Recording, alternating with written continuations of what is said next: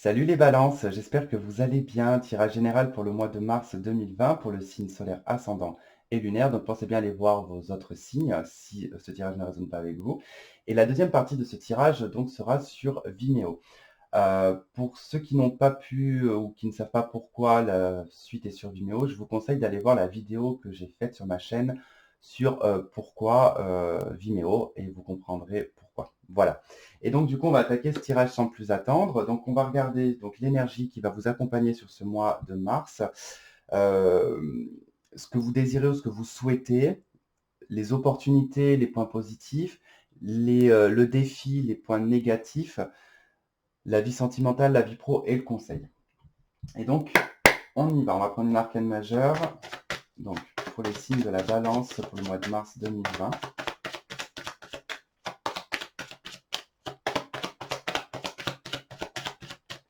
Pour les balances, s'il vous plaît, quelle est l'énergie qui va les accompagner? Non, j'ai trop de cartes, j'en veux plus. On les accompagner pour ce mois de mars. Les signes de la balance. Merci. Ok. Vous avez le pendu. Allez, on va aller voir après le reste. Je vais déjà faire l'installation des cartes. Vous pouvez accélérer la vidéo si vous le souhaitez. Pour la balance. Mois de mars.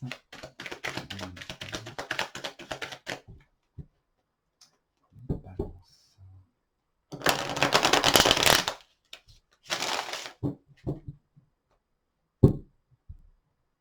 Ok. Hop. Alors, la coupe, le jugement, le 10 de bâton, le jugement, le 10 de bâton, le jugement, le 10 de bâton. Ok, on en parlera après. Allez.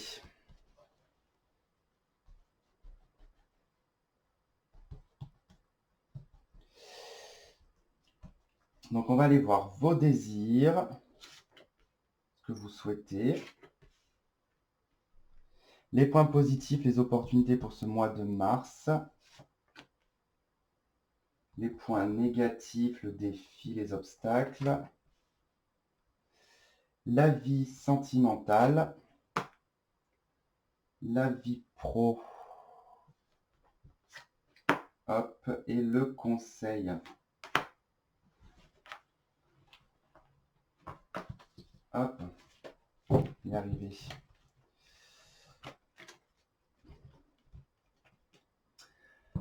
Allez, c'est parti.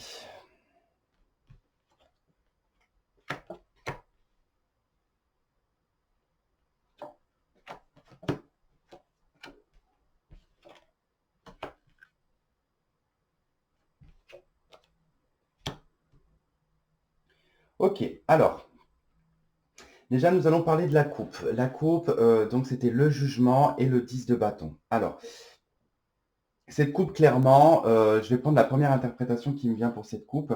On me parle de la fin d'un jugement, de la fin de paperasse, de choses juridiques en tout cas. Il y a un jugement qui s'arrête. On est sur la fin d'un fardeau juridique, sur voilà. Il y avait peut-être voilà, beaucoup de paperasse, beaucoup de papiers, beaucoup de choses encore à clôturer sur le plan juridique.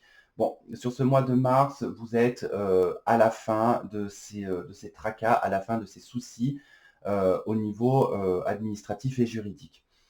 Pour d'autres, il va être question, bon, le jugement représente le phénix, représente renaître de ses cendres, c'est l'appel des morts, c'est se réveiller par rapport à ce 10 de bâton qui nous parle voilà, de quelque chose qui vous accable, il y a un poids, il y a un fardeau dans votre vie qui demande peut-être voilà, à être transformé, à être, qui demande à mourir pour renaître. Voilà, il y a quelque chose en tout cas qui vous pèse sur les épaules, un poids, quelque chose voilà, qui demande en tout cas à être changé, à être vu voilà, pour un changement ou une renaissance. Il y a quelque chose de cet ordre-là.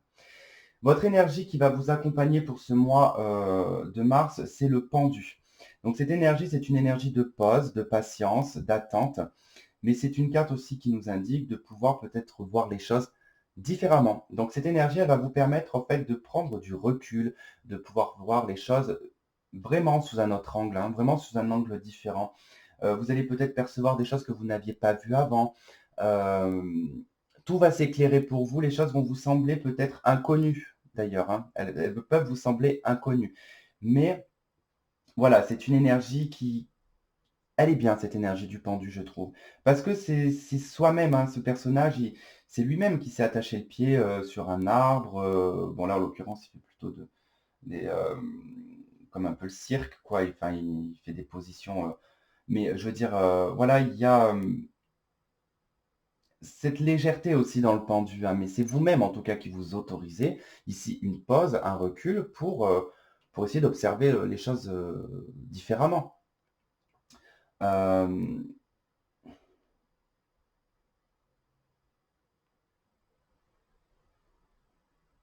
J'étais en train d'essayer d'associer un petit peu le signe de la balance avec le pendu. Euh, En même temps, ça se résonne bien avec le signe de la balance parce que le signe de la balance, de toute façon, il y a un besoin d'équilibre, il y a un besoin de justesse, que les choses soient claires. Voilà, il faut que les choses soient claires avec les signes de la balance. Ça n'aime pas quand les choses sont déséquilibrées ou quand les choses sont bancales. Donc là, il y a peut-être une situation, voilà, où vous allez utiliser cette énergie pour pouvoir la voir d'une façon différente. On verra quand je rajouterai une carte dessus. Alors, vos désirs, ici, on a deux arcanes majeures qui est la justice et l'impératrice. Alors, votre désir, c'est vraiment ce souhait que vous avez, c'est qu'il y ait vraiment un équilibre dans votre vie de femme. Que vous soyez un homme, c'est dans votre côté féminin, ou c'est peut-être lié aussi à une figure féminine autour de vous. Euh, il faut savoir que l'impératrice en elle-même, bon oui, c'est le personnage féminin, c'est le personnage de gestation, c'est mère nature, mais dans la lignée en tout cas des triomphes, hein, des arcanes majeurs du tarot de Marseille, l'impératrice ne vit pas sans son empereur. Ils ne se suivent pas pour rien tous les deux, hein. Sur la suite, c'est vraiment pas pour rien. Et en plus, ils se parlent dans le tarot de Marseille, c'est que l'impératrice regarde l'empereur et l'empereur regarde l'impératrice. Donc il y a une notion de je ne peux pas vivre l'un sans l'autre, je peux être indépendante, mais j'ai besoin de mon empereur, et l'empereur a besoin de son impératrice. Il y a une notion ici de devoir peut-être équilibrer votre vie de femme, votre position peut-être dans le foyer, votre position aussi au niveau du travail. Euh, il y a un désir, un fort désir ici d'être respecté, d'être, comment dire, d'être vu, d'être, comment on dit, je sais pas, j'ai pas la phrase, tant pis. J'ai que la fin de la phrase, même si je vous la dis, ça n'aura pas de sens. Donc ça sert à rien que je vous la dise. Bref, il y a vraiment en tout cas cette énergie de vouloir, de désirer ici que les choses soient juste, droit, dans votre position. D'accord? L'impératrice, c'est votre position. Même si vous êtes un homme, c'est votre position. C'est un désir d'épanouissement avec une femme, hein.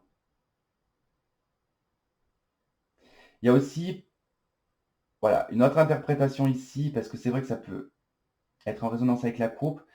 Là, votre fort désir, c'est de gagner un procès, hein.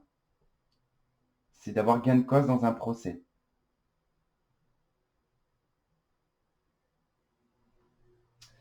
On me parle de garde d'enfants. Il y a quelque chose au niveau de la garde des enfants.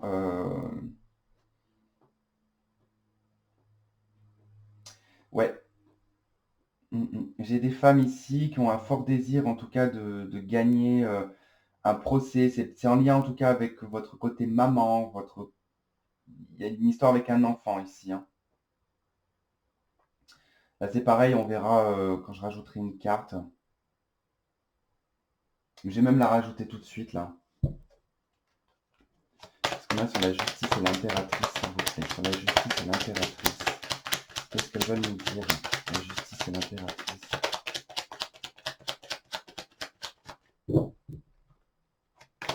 La justice et l'impératrice. Oh punaise, encore une arcane majeure. La force. 10 de denier en d'autres decks. Ok.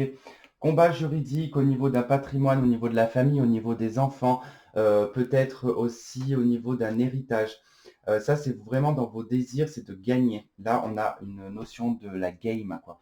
C'est peu importe la nature du procès, peu importe la nature de la situation, Vraiment, c'est votre désir de gagner et de vous réaliser aussi, hein.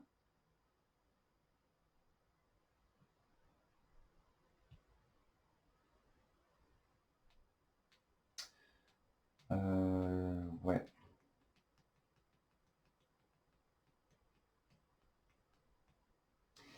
Avec la carte de la force, franchement, quand je vois la justice, l'impératrice et la carte de la force, vous avez aussi en désir, c'est de tout contrôler. De tout contrôler, d'être vraiment dans le contrôle de tout, d'être maître de votre vie. Vous voyez un peu ce que je veux dire? Alors, vous avez beaucoup d'arcanes majeures, vous, hein. Bon, déjà, en énergie principale, bon, vous avez tous une arcane majeure. Mais alors là, dans les désirs, il y en a trois. Les points positifs, on en a une. Et dans la vie sentimentale, on en a une. Alors, dans les points positifs, les opportunités pour vous, c'est la roue de fortune, c'est de pouvoir en tout cas renverser une situation, c'est de pouvoir profiter aussi d'un changement. C'est une opportunité, on vous dit qu'il y a un changement qui arrive, c'est une opportunité à saisir.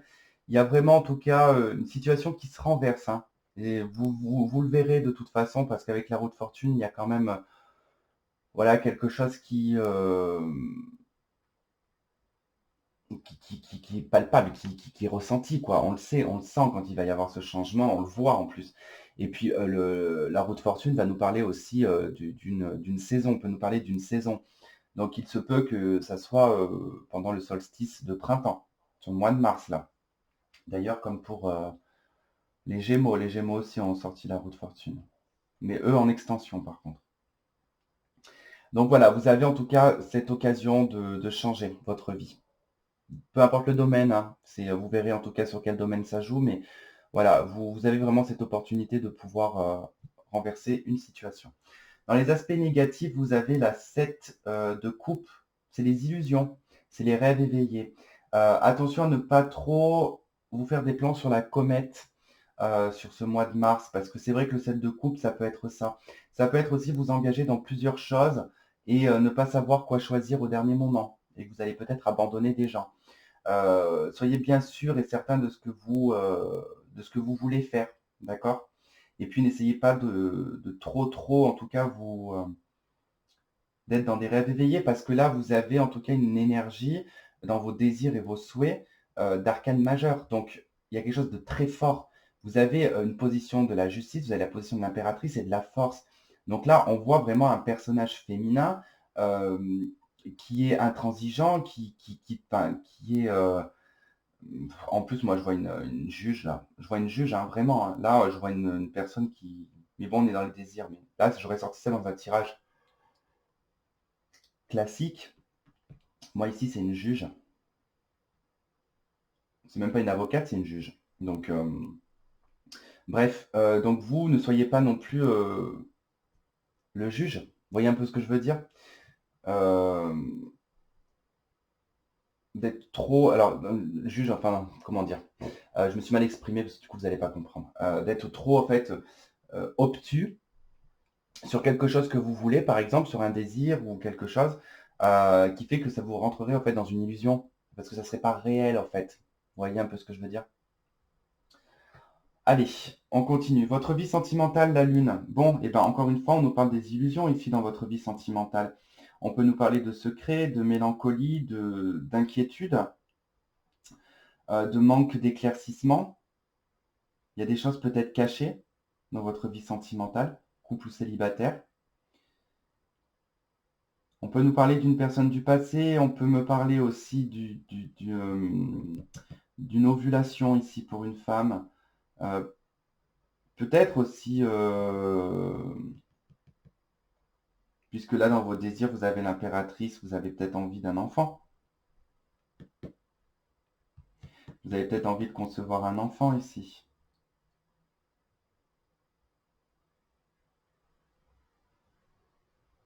Hmm. Voilà, de toute façon, elle ne va pas nous parler beaucoup, cette carte, hein, toute seule, la lune. Bon, on va regarder, je vais faire une extension dessus. Allez, reine de coupe.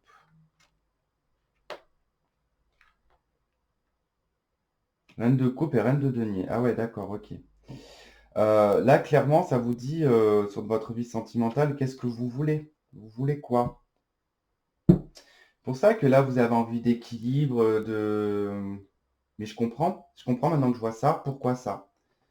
Là, c'est simple, en fait, votre désir, avec la justice, avec cette balance, d'accord?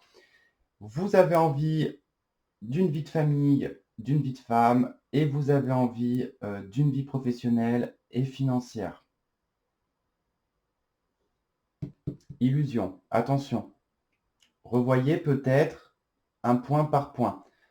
Essayez en tout cas, c'est pas grave s'il y a un déséquilibre, mais je sais que les balances n'aiment pas quand c'est déséquilibré, mais c'est pas grave s'il y a un déséquilibre, qu'il y a plus l'amour et qu'il y a pas, forcément l'argent ou inversement. Ça se fera avec le temps parce que là, dans votre vie sentimentale, la lune, on a la reine de coupe, on a la reine de pentacle. Donc là, c'est ce que je vous dis en fait, c'est savoir qu'est-ce que vous voulez. Là, vous êtes avec, dans des illusions, dans des angoisses par rapport à votre vie sentimentale et par rapport à votre vie financière, par rapport à votre position. Vous ne pouvez pas être multi-personnage, c'est pas possible. Pas maintenant. Surtout s'il y a un déséquilibre à quelque part. Voilà, il va falloir que les choses puissent s'équilibrer, hein. Là, c'est un petit peu, je pense, dans la vie sentimentale, une illusion qui vous indique que, moi, pour moi, c'est plus un désir que ce qu'il y a réellement. On verra sur l'extension, mais voilà, entre votre vie sentimentale et votre vie financière. Après, ça peut m'indiquer que vous êtes angoissé parce que justement, votre vie sentimentale et votre vie financière n'est pas du tout équilibrée. Il y a peut-être un déséquilibre.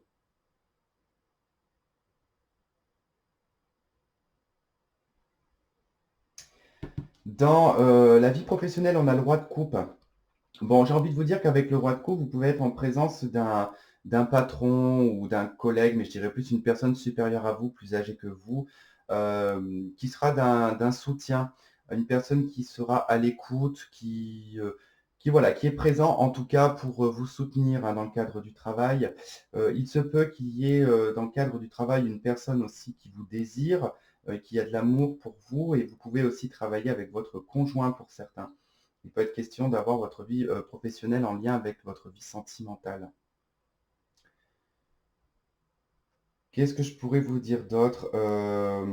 Bah, sur la vie là, juste avec cette carte, hein, la vie sentimentale, la vie professionnelle, pardon, euh, bah, elle va être bien vécue, quoi. Vous allez être, en tout cas, émotionnellement parlant, vous serez au top. Vous allez être dans la maîtrise, vous allez peut-être pas forcément déborder émotionnellement. Malgré que, voilà, on voit qu'intérieurement, dans votre vie sentimentale, bon, mais n'oubliez pas que vous avez l'opportunité de faire changer certaines choses ici hein, avec la roue de fortune, hein. Il y a une situation qui se renverse.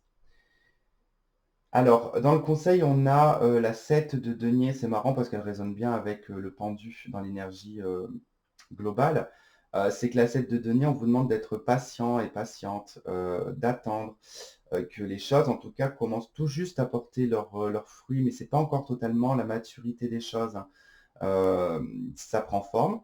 Il faut attendre. C'est pour du long terme. De toute façon, on vous dit que c'est pour des choses pour du long terme. Donc c'est pour ça qu'il faut être patient parce que il est important ici, voilà, d'être patient. Qu'est-ce que je pourrais vous dire d'autre sur la 7 de denier? Votre conseil aussi avec la 7 de denier, c'est votre enrichissement personnel, de comment vous vous êtes enrichi au fil du temps et de continuer en tout cas à vous enrichir, intérieurement bien sûr. Ok, bon, on va faire l'extension qui sera sur Vimeo pour ceux qui voudront me rejoindre. Le lien sera en dessous de la vidéo. Pour les autres, bah, vous pouvez continuer à regarder les cartes que je vais poser. Si vous vous y connaissez en tarot, ça vous donnera un petit peu des éléments. Donc on y va. Allez. Sur cette énergie principale du pendu, qu'est-ce qu'on a sur l'énergie principale du pendu?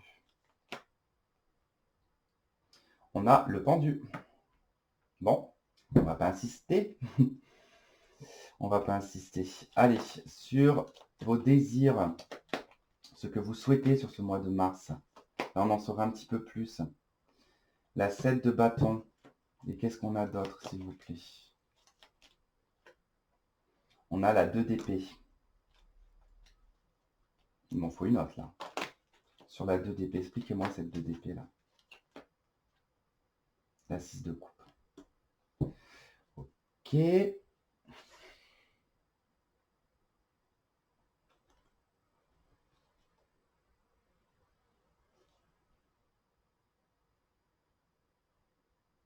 Compliqué, compliqué votre vie sentimentale, les balances, j'ai l'impression. Allez. Dans la vie sentimentale, qu'est-ce qu'on a dans la vie sentimentale avec ces deux reines? La 8 d'épée. Bon, ça ne me dit pas le 8 d'épée, qu'est-ce qu'on a en plus? La papesse. J'en rajouterai d'autres hein, sur Vimeo. Allez, sur le roi de coupe, qu'est-ce qu'on a sur le roi de coupe dans la vie professionnelle? Celle-là voulait venir. L'étoile. Et la 2 de bâton. Okay. Et dans le conseil, qu'est-ce qu'on a dans le conseil? La 5 de coupe. Et on retrouve le roi de coupe en dos de deck. Ok. Oh, excusez-moi si je renifle, c'est parce que j'ai envie d'éternuer et j'essaie de me retenir à d'éternuer. Alors, donc, pour ceux qui me rejoignent sur Vimeo, je vous dis à tout de suite. Et donc, pour les autres, je vous souhaite de passer un très bon mois de mars. Je vous fais de gros bisous, je vous embrasse et je vous dis à bientôt. Bye bye.